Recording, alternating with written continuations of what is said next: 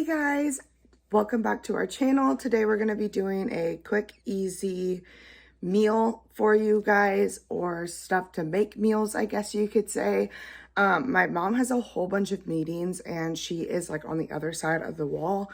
So I'm doing the intro in my room, and then it's just going to be me kind of showing you guys what exactly it is. If I need to, I'll do a little bit of a voiceover so that it's a little bit easier for you guys to comprehend what I'm doing if you guys can't really see it.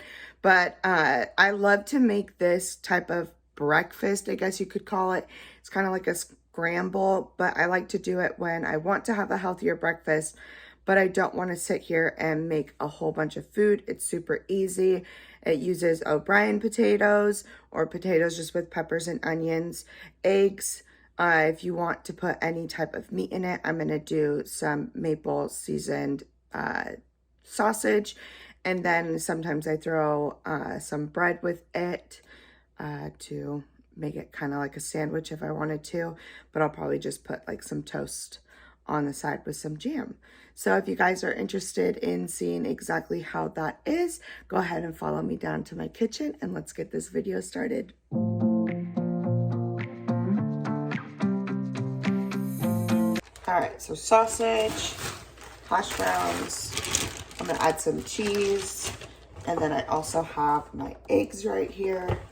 So I'm gonna go ahead and start cooking and browning these with the meat, and then we'll add the eggs and cheese last, and we'll toast the bread, and then we'll have a nice little breakfast.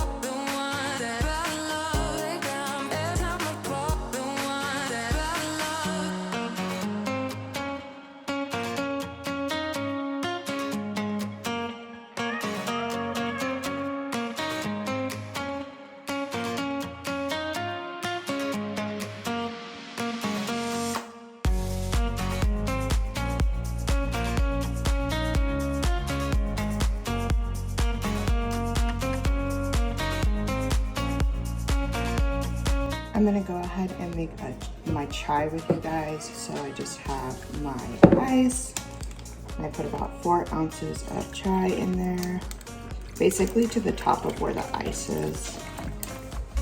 And then I top this off with some oat milk. This is the vanilla flavored one. I filled that up pretty much to the top, and then top it off with coconut milk, sweet cream, coffee creamer. And there we go. I made a little bit more than what I would normally eat myself, but I wanted to use the rest of my sausage. So that's what we have. And then I have some toast in the toaster, and I'm gonna put some jam on it, and then good breakfast. Hopefully you guys enjoyed this. If you give it a try, let us know down in the comments. You guys can kind of doctor it up how you want, but I personally really love how this is, and yeah.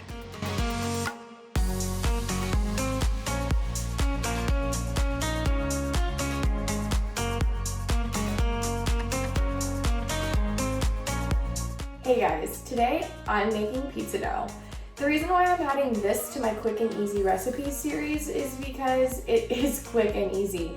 The dough does have to rest for 5 hours, but the overall preparation of the dough takes about maybe 15 minutes, and it is so easy to do, and it's so good.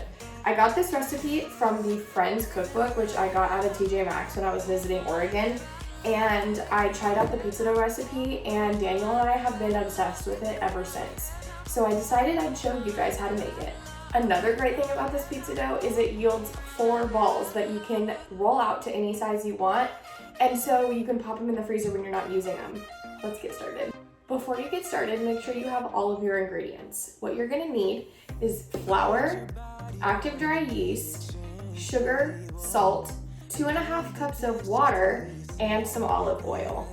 Also, get out a measuring cup, a tablespoon, a teaspoon, and some aluminum foil for later. First thing that we're going to do is we're going to add 3 tablespoons of active dry yeast to the flour. I like to use a wooden spoon, and what you're going to do is you're going to just mix the yeast into the water, and then you're going to let those guys sit for about 3 to 5 minutes until you see bubbles. While that's sitting, what we're going to do is take the flour, the sugar, and the salt and add them all to the bowl. So we're going to need 7 cups of flour, 1 teaspoon of salt, and 1.5 teaspoons of sugar. Mix that together. We'll create a well in the middle where we're going to pour the water and the yeast in. Here you go. That's what we're looking for with the bubbles with the yeast. Now we're going to pour this into the little well that we made. And it should feel warm from the warm water that we had earlier. Put some music on, turn the lights down low, throw the pillows off the bed. It's going to look a little bit weird and kind of clumpy. And you're going to take it out of the bowl. And now we're going to kind of knead it and get it to where it should be.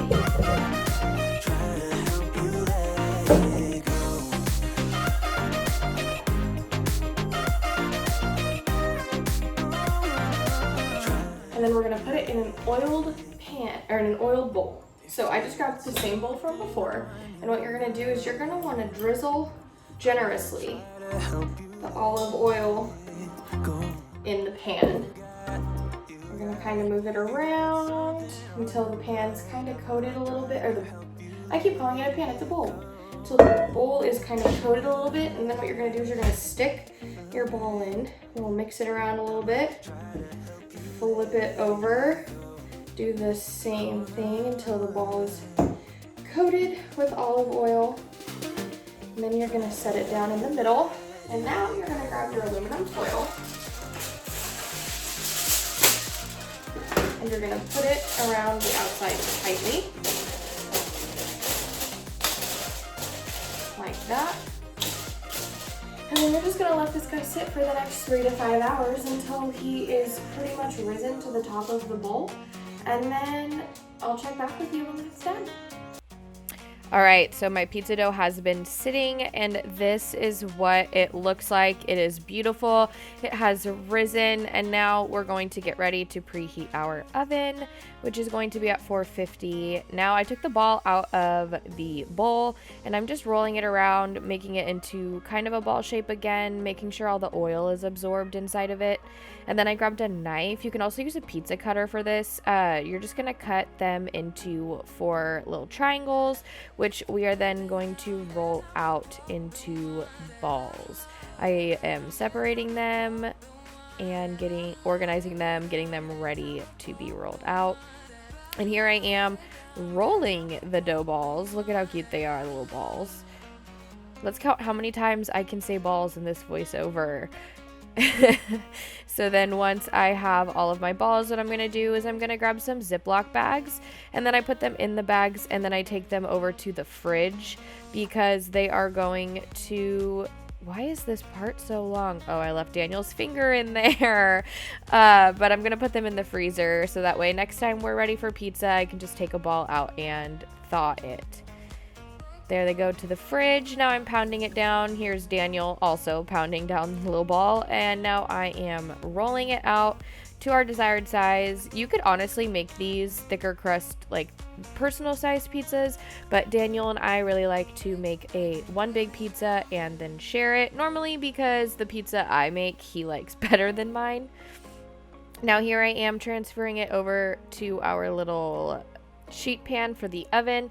And now I'm just kind of folding over the edges and pressing down to make crust. This is totally optional. We really like having crust on our pizza. Most of the time we'll actually stuff the crust with mozzarella cheese, but this time we just decided to have a regular crust.